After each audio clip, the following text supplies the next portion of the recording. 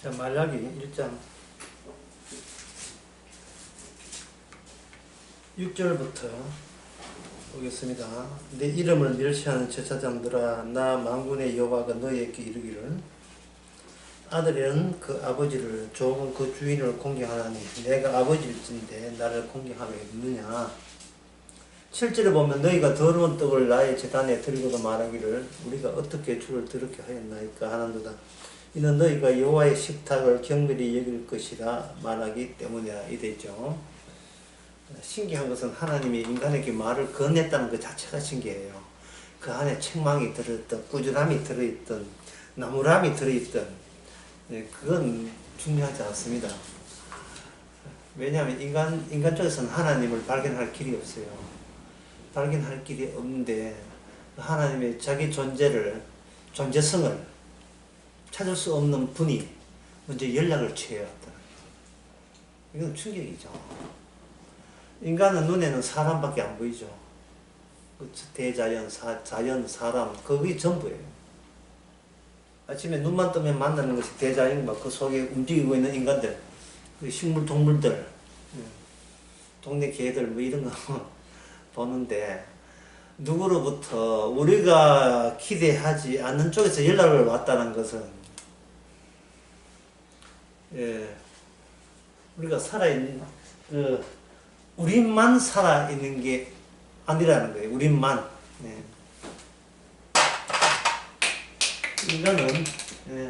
인간은 뭐든 할 때 항상 인간은 뭘 할 때 근거가 나는 여기 살아있다. 나는 여기 살아있다 그러거든요. 그러면 살아있다, 감사합니다. 살아있다를 확인한 쪽에서 인간은 외부에다가 시선을 보냅니다.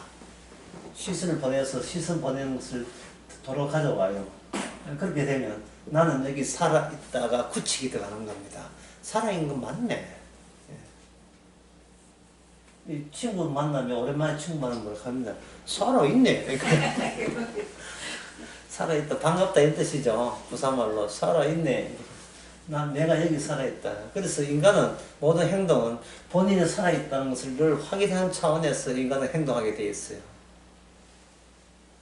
깊은 산 속에 있다가도 가끔 마을에 산에서 내려오면 자기가 살아있음을 감을 잡는 겁니다.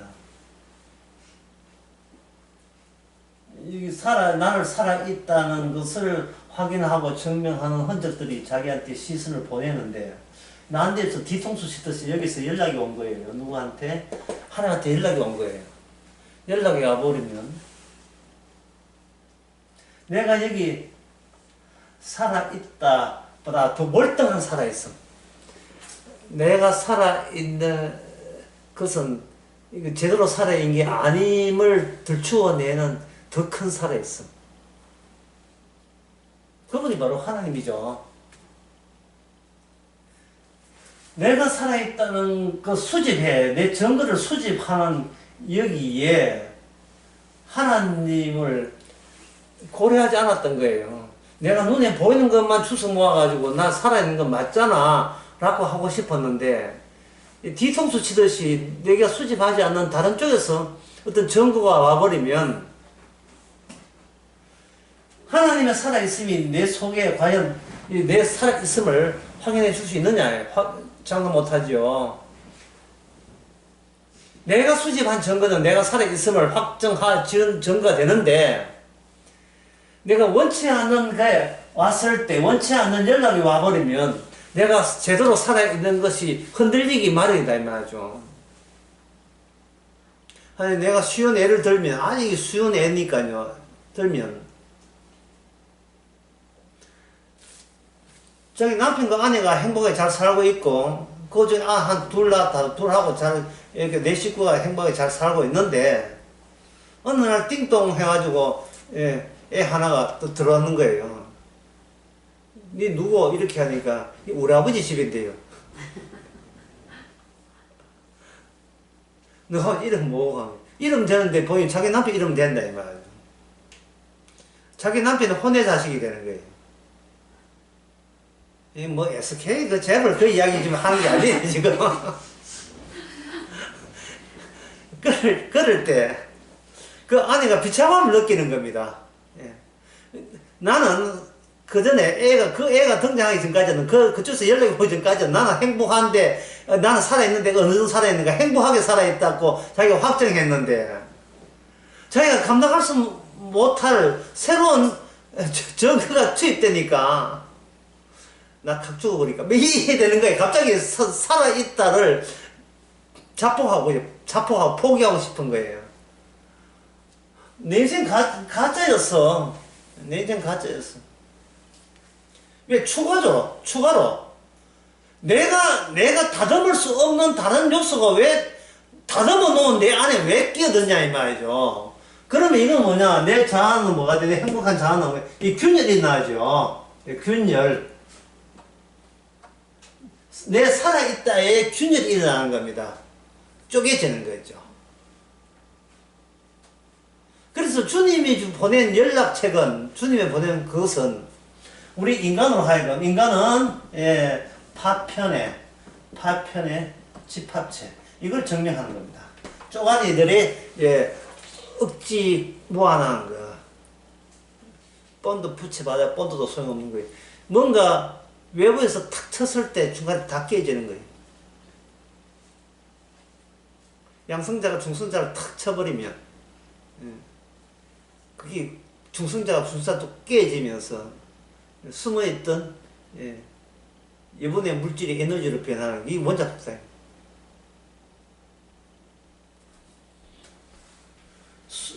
이게 잘 결합이 너무 단단하게 되어 있다고 자부했는데 외부에서 와버리면 이게 깨어지는 겁니다. 균열되죠. 뭐가? 나의 인생, 내가 살아있는 게 이게 허구였다. 나는 내 살아있다는 것은 너무나 철딱선이 없는, 내가 어린아이 같이 내 눈에 앞에 코앞에 있는 것만 주워 모아놓고 살아있다고 그것도 일방적으로 자부했구나. 자기에 관한 자기 착각, 평생을 자기 착각 속에 빠졌다. 그런 의미에서 이 선지자의 존재, 이스라엘에 선지자가 있다는 것은 이스라엘은 감사해야 되고 행복해야 되는 겁니다. 다른 민족은 있는 게 없어요. 왜냐하면 언약의 상대자가 아니기 때문에. 언약의 상대자에게 계속해서 연락을 오는 거예요. 이스라엘은 공식 하나 나옵니다. 이스라엘은 언약, 이스라엘은 언약의 언약의 생산물이다. 이스라엘 하는 것은 이스라엘이 조립하면 안 돼요. 하나님의 언약, 율법, 모세율법 다 포함되는 겁니다. 특히 오늘에서는 제사법 이야기할 텐데, 제사법에서 제사법이 살아있는 단체가 될 때 이스라엘이에요. 만약에 제사법이 제대로 살아있지 않으면 그거는 이스라엘이라고 할 수가 없는 겁니다. 네. 한번 늦게 왔기 때문에 저거 다시 해야 될 타이밍이죠? 네, 다시 합시다. 네. 자, 다시 해도 저런 게 또 들어요. 말라기를 할 때 말라기에서 하나님께서 선지자를 통해서 연락을 줬다는 게 평소에 우리가 내가 원하는 것만 수집해서 나라고 우겼던 그것을 파탄시켜 버리죠. 그 내용이 어떠냐가 중요한 것이 아니고 들어오는 그 말씀에 의해서 완전히 파편처럼 산상조각 나버리죠. 그럼 산상조각 나버리고 나버린 그 현장에 그 미사일이 와서 아파트를 공격할 때, 우크라이나 아파트를 공격할 때 그 현장에 남아있는 게 뭐냐면 미사일 잔해잖아요. 그게 이제 말씀이 남아있는 거예요. 하나님께서 연락을 올 때 말씀으로 연락을 주고 그 말씀은 우리가 나 위주로 살았던 내 인생의 허구라는 것을 완전히 들추어내면서 파탄시켜버립니다. 나를 산산조각 내버리죠. 내버리고 그 안에 뒤통수 치듯이 날라왔던 그 말씀이 그 현장에 쓰게 되고 그 현장 그 쏟아진 말씀이 스스로 자체적으로 이렇게 하나의 조립이 되어버리면 그게 바로 이스라엘 되는 거예요.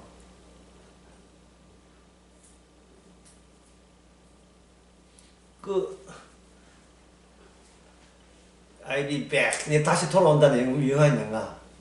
그 영화 제목은 뭐죠? 예? 예, 터미네이터. 예, 발음 주의하세요. 터미네이터 거기에 보면 3에 보면 여기서 강력한 무기를 쏘죠. 적들을 향한 그 적들을 터미네이터 죽이겠다는 적들을 쏘면 뻥 하고 구멍이 뚫립니다.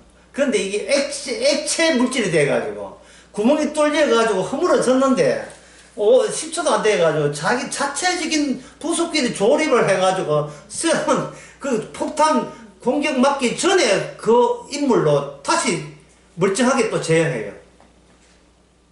성급함이죠. 성급함을 느끼는 거예요. 죽으라고 쏘았는데 안 죽고 멀쩡하다 이 말이죠. 성급함이죠. 인간이 하나님께 폭탄을 쏘았습니다. 하나님이 죽겠어요, 안 죽겠어요? 죽지요. 하나님이 인간이 죽습니다. 죽은데 그 죽은 가운데 3일 만에 멀쩡하게 살아난다면 이거는 성급함이죠. 이 성급함이 있을 자리는 나의 안에는 없어요. 그러면 내 자리를 누구한테 내줘야 되는가? 죽었다가 살아나신 그분의 자리로 양보해야 돼요. 내놔야 돼요. 그 성급함을 위해서, 그분을 위해서 내놔야 된다. 그리고 그 죽었던 하나님은 더 성급함으로서 창자국과 못자국을 보여주게 됩니다. 네가 나를 죽였잖아. 그게 유명한 말이 전설의 고향에 나오는 내 다리 내놔라 하는 이야기죠. 네가 나를 죽였잖아. 이 땅에 진정 살아있다는 것은 반드시 인간이 자기만 살기 위해서 자기 마음에 들지 않는 자를 죽였을 때 그 인간의 죽임을 당한 자만이 진정 영원토록 살아계신 영생이 된다는 이야기. 하나님의 등장은 그렇게 나타나는 거예요. 인간이 찾는 하나님은 우상이죠. 어제 수요 이야기한 것처럼 우상입니다.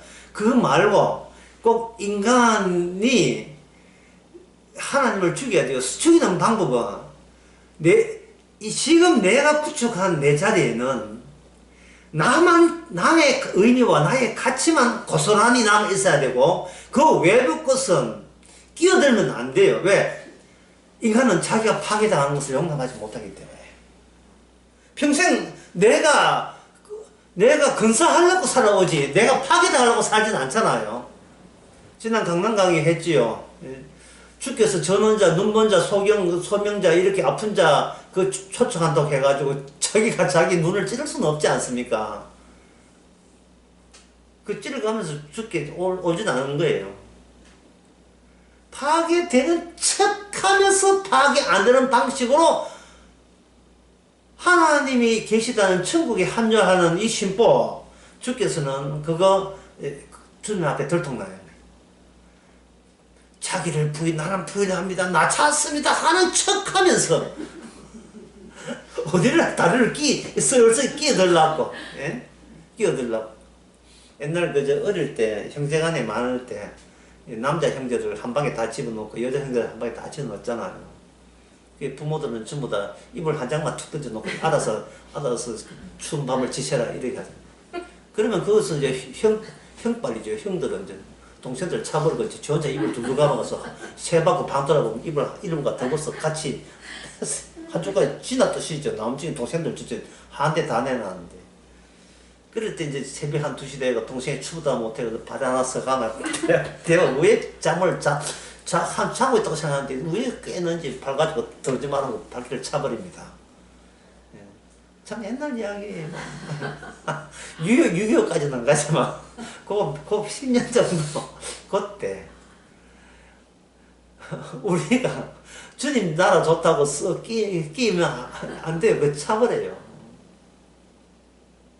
제가 지난 화요일날 장례식을 가는데, 화요일 장례하면서 제가 죽음이 좋은 이유를 한 가지 발견했어요. 죽음이 좋은 이유. 네, 그래서 운고도 하고, 발이면 운고도 했는데, 죽음이 좋은 이유 딱 한 가지였어요. 예. 리무진 탄다는 게.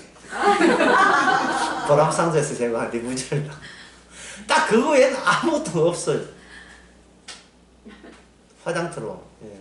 문경 씨 화장터로, 이름이 예승호인데, 그 화장터로 이제 가면서 리무진 타고 가는 걸 봤어요. 문제는 죽어야 탄다는 거예요. 산차를 한번 타고 싶은데, 산차 타면 검은색 리무진은 타지 않겠죠. 인간은 계속해서 처음부터 끝까지 인간이 고집하는 것은 나는 여기 살아있다를 유지하려고 하는 겁니다. 따라서 살아있는 걸 증거하기 위해서는 내가 살아있는 것에 부합되는 증거만 찾아요. 그걸 모으죠. 근데 그게 뭐라 하나? 파편이에요.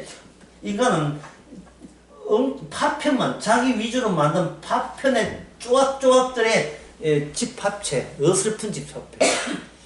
하나님의 말씀이 딱 떨어지게 되면, 그거는 완전히 당국을 하나 치면 당국이 다 흩어지는 것처럼, 하나 치면 전부 다 당국이 전부 다 제 구석에 다 들어가버리지.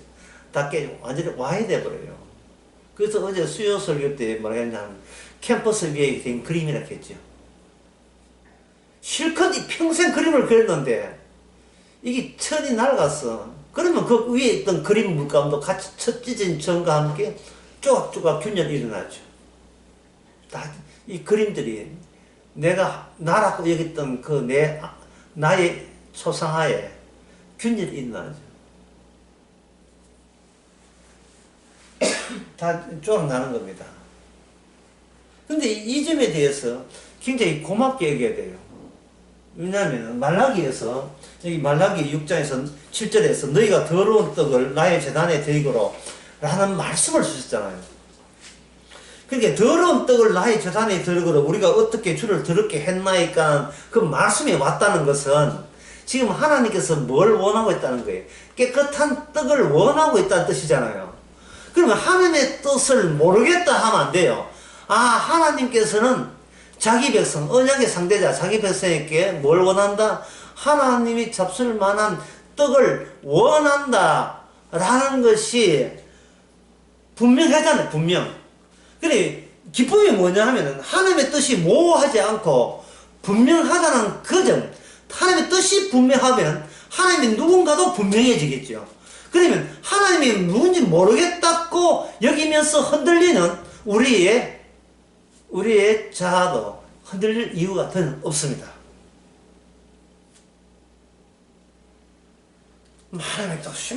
하나님 뭘 원하는지 모르겠어. 이렇게 중얼거리면서 그런다는 것은 내 인생을 아무리 오래 산다 할지라도 불안정하다는 뜻이에요.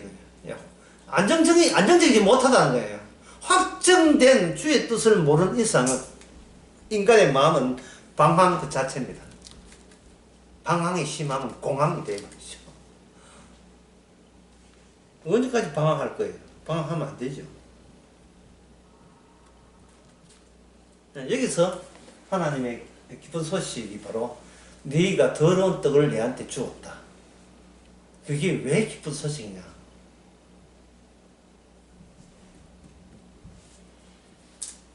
하나님께서 인간에게 더러운 떡을 내한테 주었다. 하나님의 식탁을 네가 경밀히 여긴다. 라는 말씀을 주신 것은, 이 말씀을 주신 것은 하나님의 언약에 완성하는 데 있어서 하나님의 준비된 그 다음 절차가 있다는 거예요. 뭐냐면 떡을 제대로 떡 줄 사람을 여기다가 네 자리 말고 네 비키고 거기다가 하나님께서 언약들을 누군가 심겠다는 뜻이에요.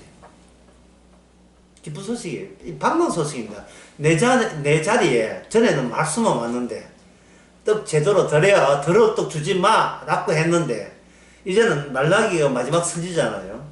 선지적 그 다음에는 뭐냐면, 아예 누군가가 와서 깨끗한 하나님의 받을 만한 제대로 된 떡을 바로 어느 자리에서 드린다?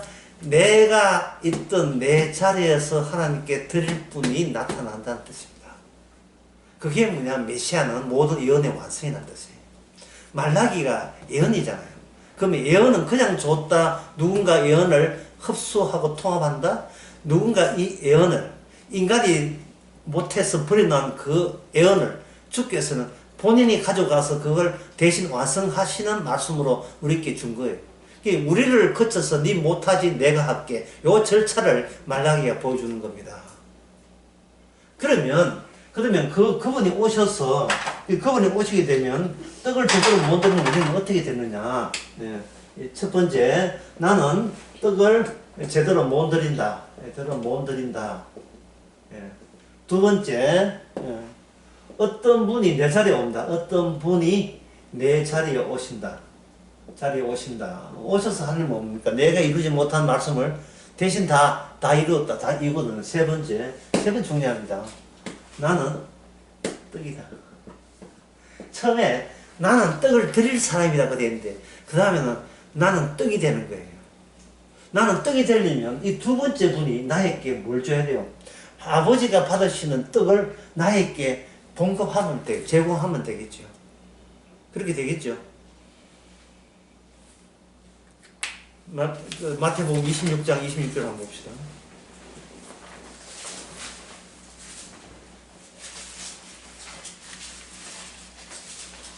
이거 한번 읽어봅시다. 26장 26절. 여기도 쉬워요. 26.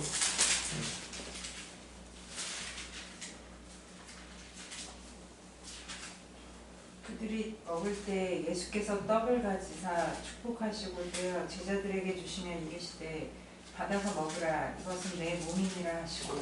받아서 먹으라 이것은 내 몸이다. 말라기에서는 하나님이 떡도 이래 떡을 더 너희들이 떡을 내한테 줘 이래잖아요.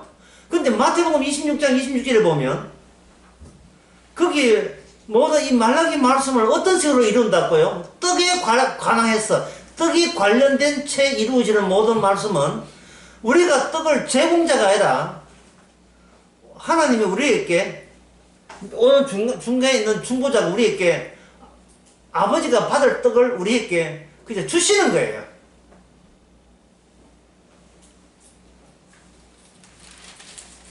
옛날 제대 옛날 우리나라 전통 조선시대 전통 예식할 때 쪽들에서 예식할 때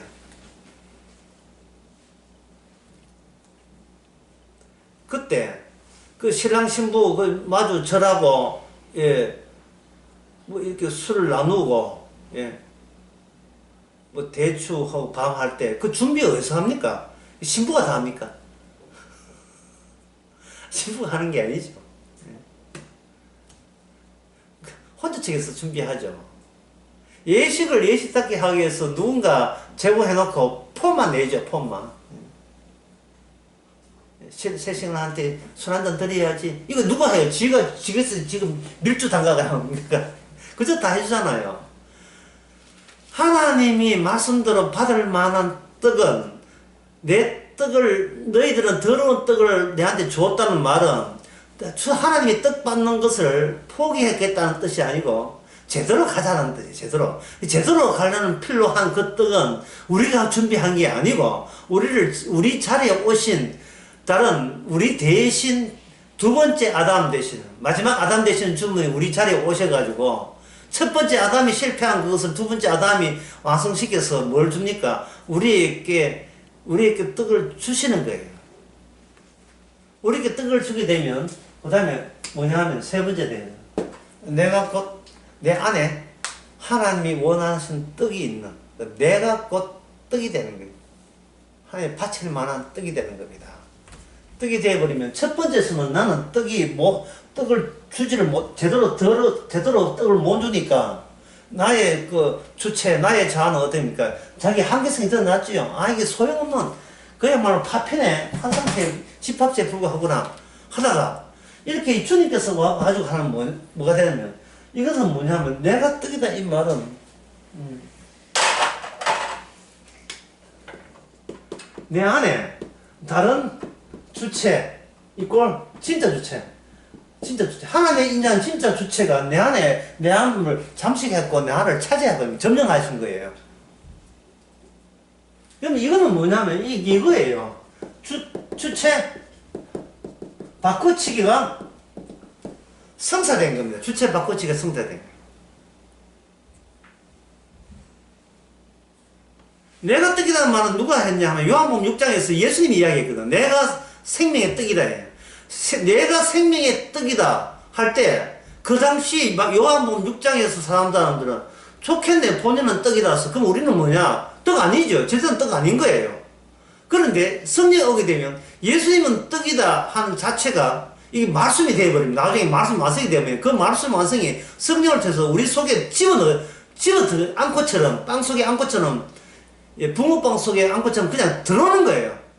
그러면 나의 주체는 이제는 주님의 주체로 바꾸치기를 당하게 되는 겁니다. 그러면 주님은 떡이다가 뭐가 돼요? 나는 떡이다가 되래요. 왜냐하면 내 안에 나만 있는 게 아니고 주님이 계시기 때문에.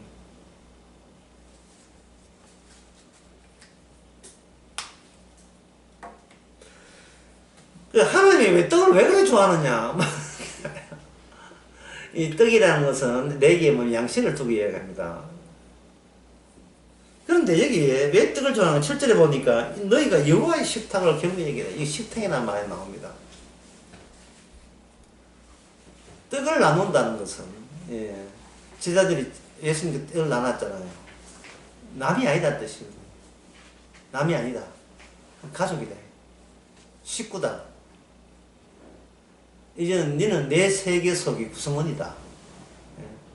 그럴 때 내 세계를 형성하는 요소가 공통적인 요소가 너 안에도 공유되어야 된다. 동일한 동질성을 가진 본질이 내 본질이 네 속까지 삽입돼야 돼요. 들어오는 거예요. 마치 아담이 지은 죄가 아담의 후손에 샅샅이 침투되어서 아담만 죽은 것이 아니고 대대분수 대대자손 낳고서 또 살다가 죽고 또 창세기 5장에 나오는 말씀 아담이 몇 년 동안 하다가 죽고 이런 게 나오죠. 계속 죽음을 실어나는 계속 죽음을 계속 대대로 전달하는 전달처로서 기존의 아담이 있다면 새로운 아담은 아버지께서 흡족하게 받아서 율법을 이루었기 때문에 그건 복이 돼요. 복의 전달체로 주님이 작용해서 우리에게 같은 복을 받는 거예요. 이 식탁을 하나 이렇게 같이 하게 되면 그걸 요한복음 17장에서 그걸 하나다. 아버지와 내가 그리고 너희가 하나가 되잖아. 하나가 된다는 것은 바로 우리라는 것에 우리 속에 주께서 가담시켜 주는 거예요. 우리 속에 위가 우리 속에 가담시켜 주는 거예요.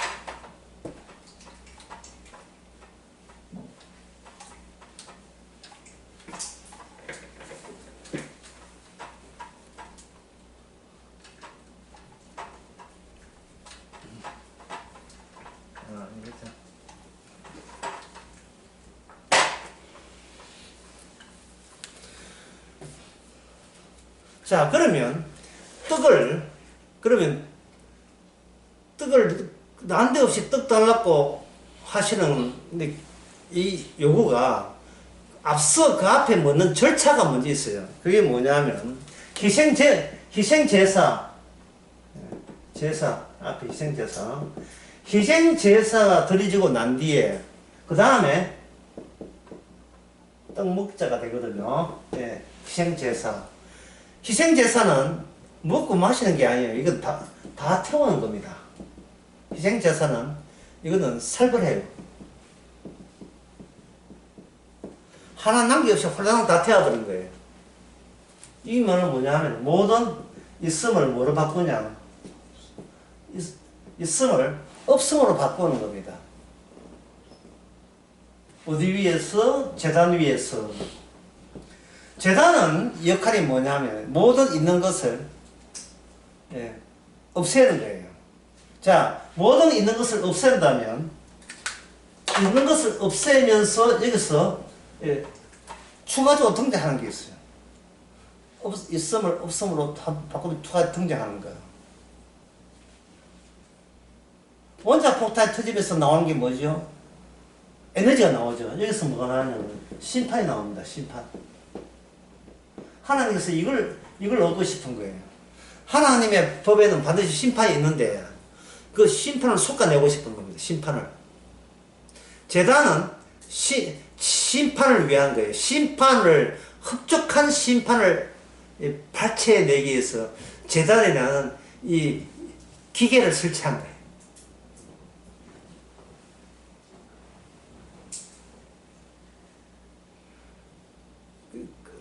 밭에서 고추를 땄습니다.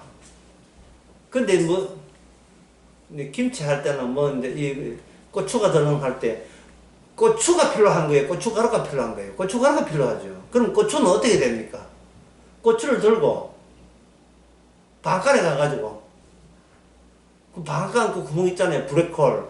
거기다 집어넣으면 덜덜덜덜덜 해가지고 밑에 막 매워가지고 코 맵고 하잖아요. 밑에 고춧가루가 떨어지죠. 원하는 게 나온다고요. 원하는 게.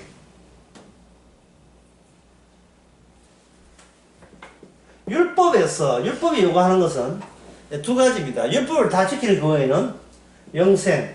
율법을 못 지키면 영생 또는 복. 못 지키면 뭐가 됩니까? 저주가 됩니다. 그래야 하나님의 법이 영이 살아요. 영이. 빈말이 아니고 영이 산다고요. 하나님의 권위가 산다고요. 그래서 이 저주를 필히 이게 생산해야 돼요. 저주가 생산한 현장에만 영생이 생산돼요.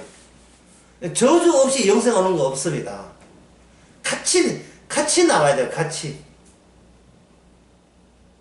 당구를 하나 치면 당구에 둘이 쪼개져야 되지. 둘 다 쪼개지듯이 이게 율법이 할 때 이때 율법이 완성이 되는 거거든요. 이 모세율법이 모세 언약 완성이 된다고요. 자, 다시 묻습니다. 이 율법을 완성하기 위해서 뭐가 필요했다 했습니까? 제단이 필요하죠. 제단을 집지 놓은 것을 뭐라고 합니까? 이걸 성전이라 해요. 성전.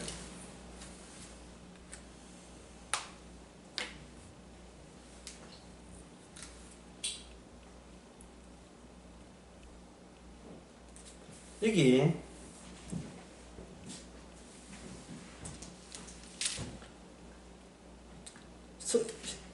말라기 1장 10절을 보겠습니다. 만군의 여호와가 이르노라 너희가 내 제단 위에 헛되이 굽사르지 못하게 해서 너희 중에서 그 다음에 나온 단어는 뭐죠? 너희 중에서 성전의 문을 닫을 적이 있었으면 좋겠도다. 이번 1월달에 우리에게 설교의 핵심이 원래 우리에게 목표는 성전문을 닫는 거예요. 경상도 말로 고만 치아프자고만 고만 해야자 많이 묵었다 그동안에 치아버리고 두세 사람도 내 이름으로 모이는 진짜 성전, 진짜 그리스도. 성전 문을 좀 닫아버려라. 이 가짜들아, 이래 되는 거예요. 그럼 절차가 어떻게 돼요? 하나님의 방금 이 말라기 자체가 율법이고 예언이잖아요. 출발이 율법부터 시작합니다. 또 유식하게 말해서 말라기는 어디에 속한다? 다윗 언약에 속합니다. 다윗 언약에 속한다. 다윗 언약에 속합니다. 다윗은 내용입니다. 그 다윗 언약이 다윗부터 해가지고 계속해서 중첩이 되고 추가가 되는 거예요. 그 내용이 이스라엘의 멸망하는 역사와 더불어서 숨겨진 다윗 언약이 계속해서 확산되고 확대되게 되어 있어요. 여러분 아시다시피 노아 언약 다음에는 아브라함 언약, 그 다음에 이삭 언약, 그 다음에 야곱 언약, 그 다음에 나온 게 모세 언약이 나오죠. 야곱 언약에서 국가 단위가 되고 국가 단위의 언약이 이스라엘 모세 언약이 되는 겁니다. 아브라함과 이삭과 야곱은 개인이에요. 개인의 가정이고 개인 문제예요. 개인 문제의 요소가 국가 요소로서 합류되면서 개인에게 주어졌던 하나님의 원리가 국가 형태로 등장한 게 이스라엘입니다.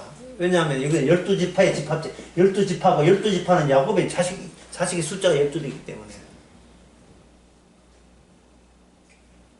그럼 이스라엘 역사에서 쭉 가면서 이스라엘 처음 할 때 뭐가 필요 없습니까? 말씀이 언약이 작용하기 때문에 인간 세상에서 국가라는 형태에 있을 때 꼭 필요하다는 그 왕이 필요 없지요. 왕이 필요 없는데 이스라엘이 그다음부터 뭘 원합니까? 우리도 왕 주시옵소서 되죠.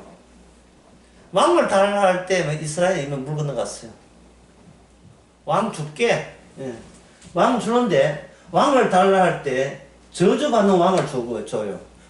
항상 율법의 완성은 저주를 경유해서 역생합니다. 바로 역생하는 법은 없어요. 절차가 부정을 통해서 긍정이 나오게 되기 때문에 이 저주받는 왕 사울, 그 사울을 처음부터 깡패고 못난이고 이리 등장하는 게 아닙니다. 굉장히 겸손하고 나 왕 안 해. 이걸 좋아도 왕 안 한다고 숨어있는 걸 하나님이 간택해서 숨어있는 걸 뽑아냈어요. 지팡이도 골라 로또처럼 뽑아내는 사람이에요. 그러니까 사울 개인적 입장에서는 최선을 다해서 이스라엘을 한번 해보겠다고 했는데 그게 화근이었던 거예요. 사무엘이 사울에게 이야기했다고요. 당신이 왕이지만 왕이라는 당신 지위보다 우선되는 게 있다. 그건 뭐냐? 모세 율법이다. 당신이 만약에 율법을 지키지 않으면 당신은 백성은 다 망한다. 당신은 율법대로 백성을 다스릴 책임이 있다. 사울은 그걸 오케이, 예, 그렇게 하겠습니다. 선지자님 받아들였지요. 한데 그게 인간 자기 마음대로 됩니까? 왜 안 되는가?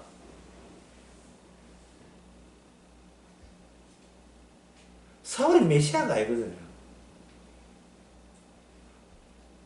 사울이 메시아가 아니라서 율법을 주어졌을 때 율법의 영생 노선이 아니고 율법이 원치 않는 저주 노선을 보여주는 대변자로서 사울이 등장하게 된 겁니다. 그건 왜 그러냐 하면은 사울의 자리가 빈자리가 돼요.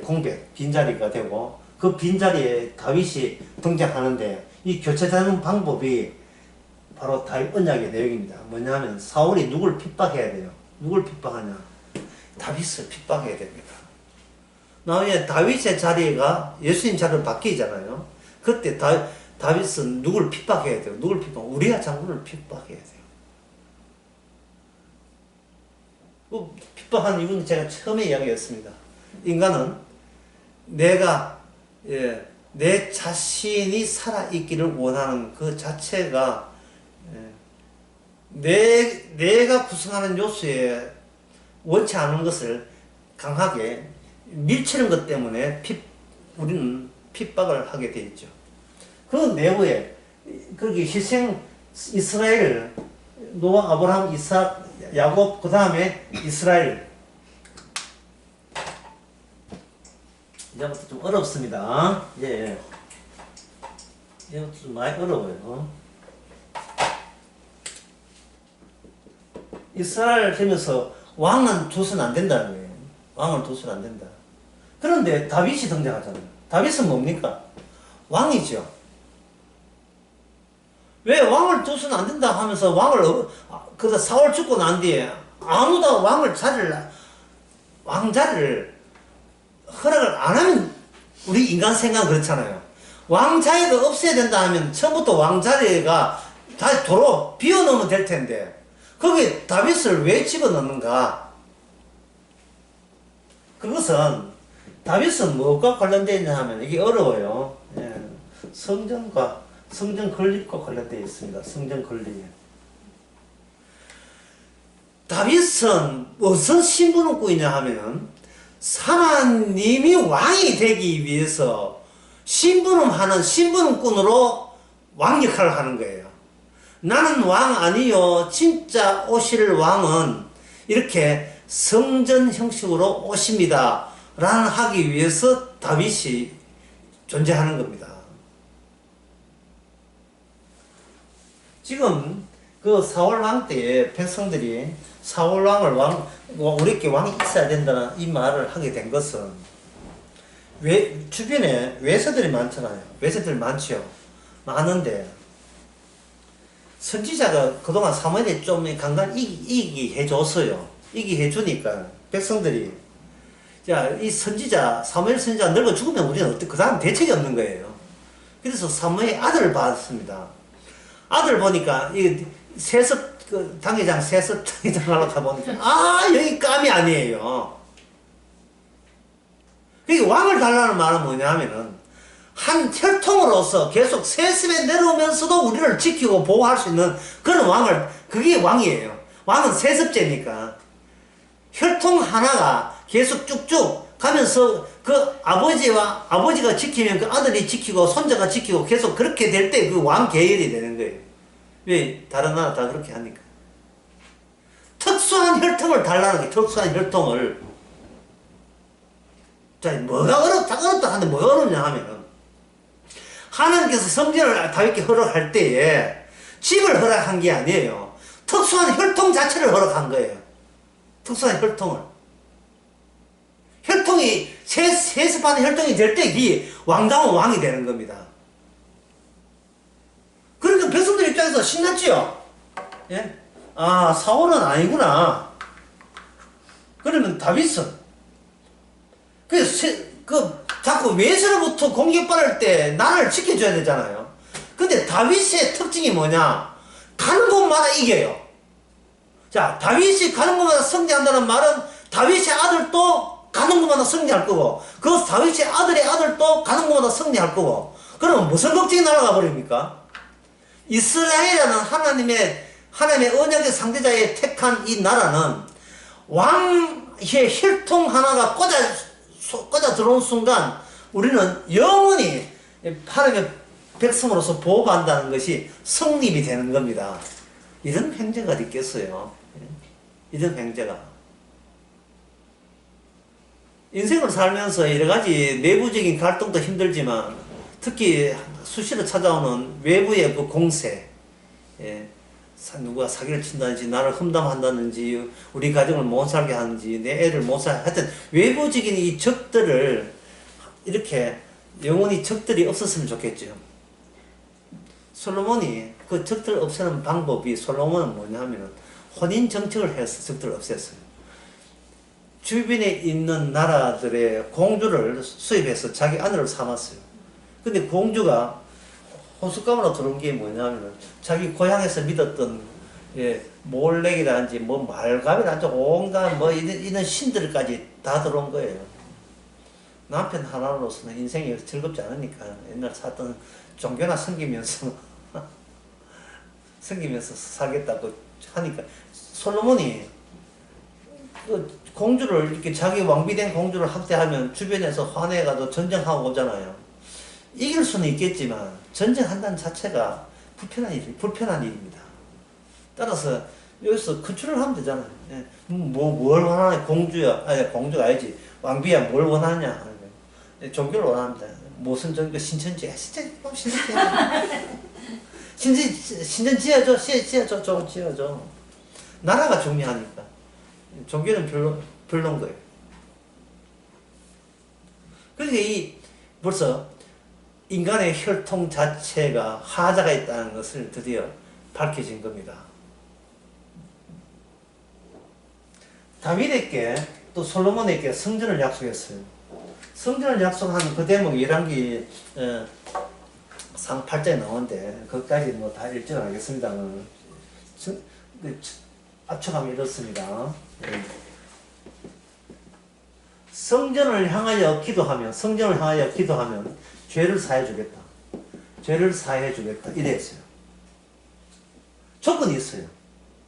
성전 위주여야 돼요. 성전 위주. 예. 그러면 성전은 무엇을 대체한다? 전체 이스라엘을 대체하는 거예요.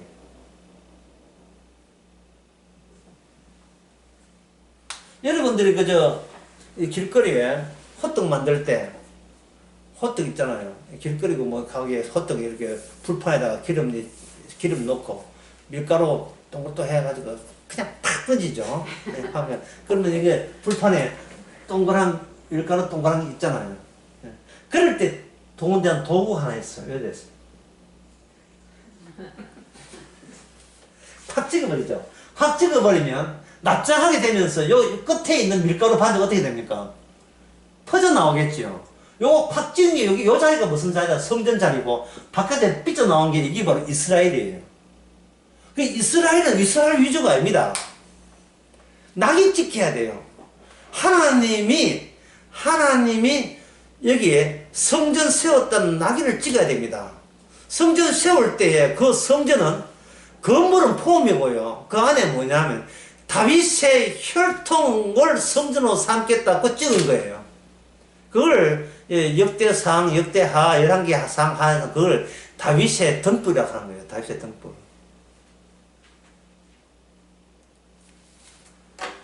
자, 그럼 아까 이야기하는 거 한번 같이 결합해 봅시다.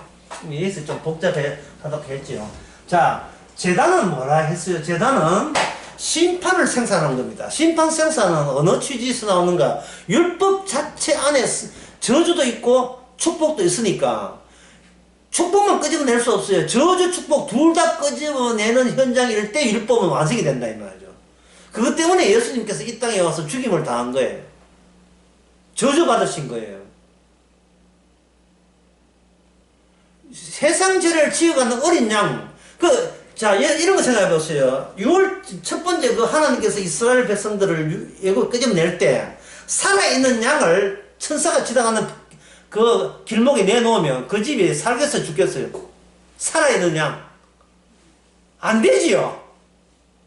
하나님의 취지는 심판이 있어요. 이미 아담 자체가 심판 대상이기 때문에 네 주제 파악하라는 이야기예요. 너는 심판 대상이야, 구원 대상 아니야.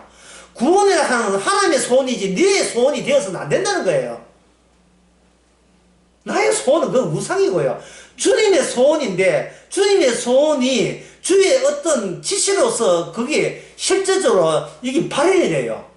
이 역사 속에 그게 놀라운 사실이에요. 실제 나타난다고. 양을 그냥 바치면 안 돼요. 죽여서 바쳐야 돼요. 그 양에 피를 발라야 돼, 피를. 예. 그리고 안에서는 뭐냐, 그 죽은 양에 죽은 양 앞에 피 바르고 지금 돼지고기 먹고 이게 하지 말고 그 죽은 양의 고기를 먹어야 돼요. 양과 떡을 하나 나누어서 떡이 된 우리가 대신 우리가 죽어 마땅합니다는 표시를 양의 피로서 발라가면서 그걸 표시해놔야 됩니다. 우리 이미 죽었어요. 오지 마세요. 이미 죽었다는 거예요. 하나님의 그 어린 양이 죽었다는 말은 곧 어린 양을 죽으라는 약속이 살아있다는 말이에요.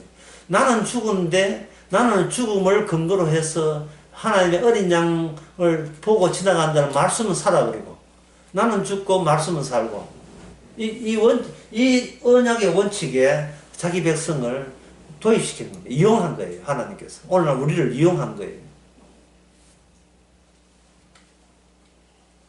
어떻게 감사 안 할 수가 있어요.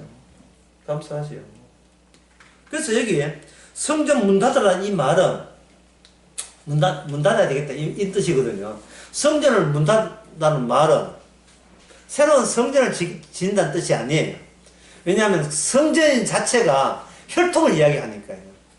내가 너희들 이스라엘 말고 다른 이스라엘을 준비했다. 그래서 준비한 게 12제자입니다. 근데 12제자의 면면을 보게 되면 하나같이 이긴 전과자도 아니고 인간 같은 인간 하나도 없어요. 12제자 전부 다.